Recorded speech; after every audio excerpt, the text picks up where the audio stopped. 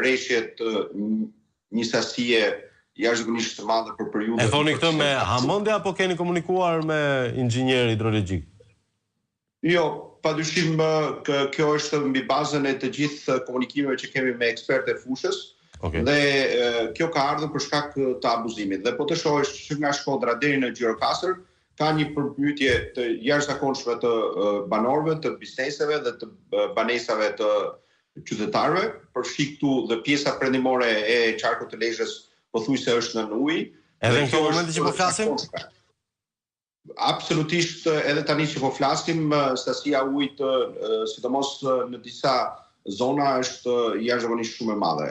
Dhe këtu ju morët edhe rastin e Torovicës, e cila megjithëse janë bërë investime në hidravore, megjithëse janë bërë investime në pritat e kësaj zone, rezulton që përsëri toka është në ujë.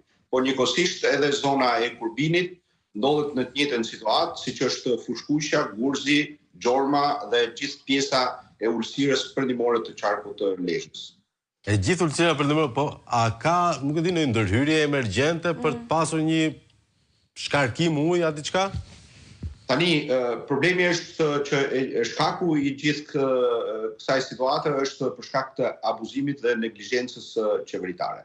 Ashtu si që juve keni transmetuar në pjesën më të madhe të emisioneve tuaja në lidhje me situatën dhe keni qenë të gatshëm për t'ju ardhur dhe për të intervistuar çdo qytetar, jo vetëm në qarkun e Lezhës, por edhe në të gjithë Shqipërinë dhe keni transmetuar pamjet, rezulton që kjo është çështje e abuzimit shtetëror.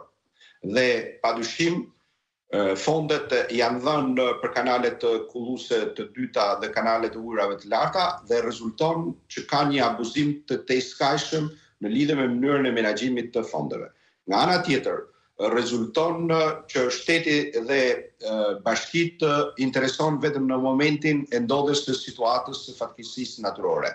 Duhet më përpara që të ndërhyet në mënyrë që situata të parandalohet dhe mos të kemi raste të kësaj natyre, të cilët janë bërë të zakonshme dhe të përsëritura në qarkun e Lezhës.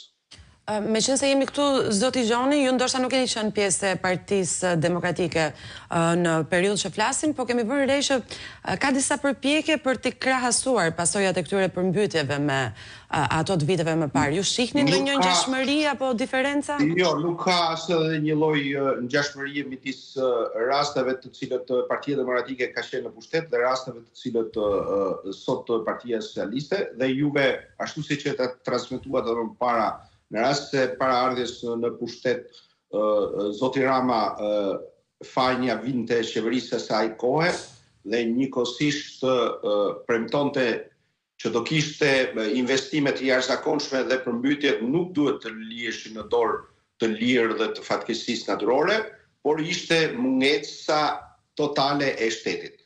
Rezulton që megjithëse ka një periudhë 13 vjeçare që sot është në drejtimin e qeverisë qendrore, por në disa bashki ka edhe që nga viti 2000 që është në drejtimin e tyre Partia Socialiste, rezulton që nuk është marrë as edhe një mas për minimizimin e kësaj situate e cila është bërë gangren për qytetarët dhe për buxhetin e shtetit, por edhe për taksat, për arsye sepse dëmtimi i pronave, i banesave dhe i gjithçka tjetër ka humbur shpresën e shqiptarëve për të qëndruar në Shqipëri.